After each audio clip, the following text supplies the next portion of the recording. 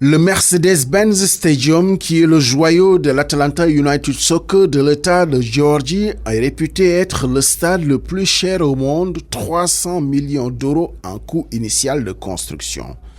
Plus que la démolition-reconstruction du White Hart Lane, devenu le Tottenham Stadium pour une ardoise finale arrêtée à 400 millions d'euros. Un coût initial, je dis bien, pour le Mercedes-Benz, car les infrastructures sportives traînent depuis quelques années un peu partout à travers le monde la mauvaise réputation de la non-maîtrise des coûts et budgets.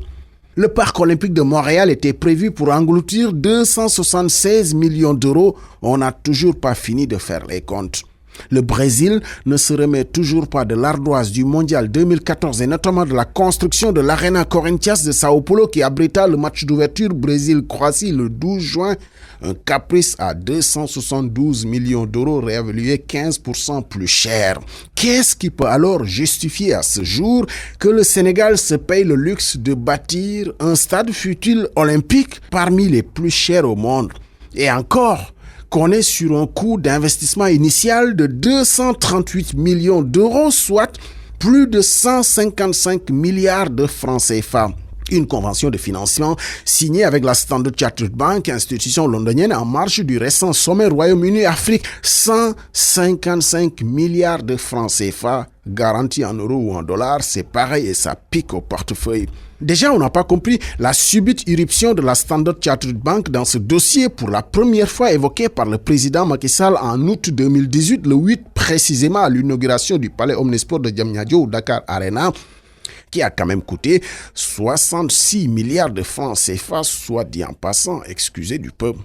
Depuis lors, l'idée du stade olympique est passée en projet et surtout promesse de campagne pour la présidentielle du 24 février 2019. Et le président Macky Sall s'est, au lendemain de son élection, très tôt attelé à la réalisation de sa promesse de campagne. Un financement chinois avait été évoqué, puis la coopération avec la Turquie, puis la piste chinoise à nouveau, au point que la date de pose de la première pierre, maintes fois programmée, a été reportée. Le dernier engagement ferme du président Macky Sall était dans sa conférence de presse du 31 décembre 2019, où il fixait le démarrage des travaux au plus tard le 31 janvier. Entre-temps, il y a le sommet Royaume-Uni-Afrique, mais on ne peut pas croire que notre État ait signé un engagement à la hâte. À tout le moins, on ne nous dit pas tout et ce n'est pas normal. Et voilà qui repose le problème de la redevabilité publique si chère aux acteurs citoyens et notamment le Forum civil. Le peuple a le droit de savoir dans quoi on l'engage.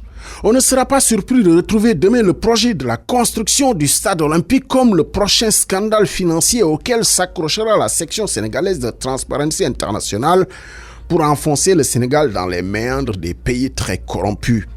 À parcourir le récent rapport de Transparency International sur l'indice de perception de la corruption, il y a une constante. Les dossiers qui valent à notre pays d'être mal perçus sont pour l'essentiel les affaires non élucidées. Et on ne peut pas continuer à faire comme si ces rapports n'existaient pas. Tout le monde a intérêt à ce que le regard change sur notre pays. Alors, levons le coude sur le dossier, libérons la justice pour faire correctement son travail. Dieu sait si elle en a les moyens. Il n'y a rien de pire pour la parole de l'autorité du président de la République que même quand il remobilise l'inspection générale d'État pour fouiller ses ministres, que personne n'y croit. Il faut oser affronter les rapports de Transparency International et ne pas donner l'impression que la souveraineté, c'est toiser les organismes internationaux et faire le contraire de ce qu'ils demandent ou recommandent.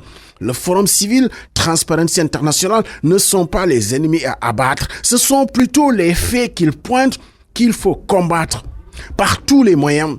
Il est peut-être encore temps d'éviter le scandale du stade olympique de Diamniadio.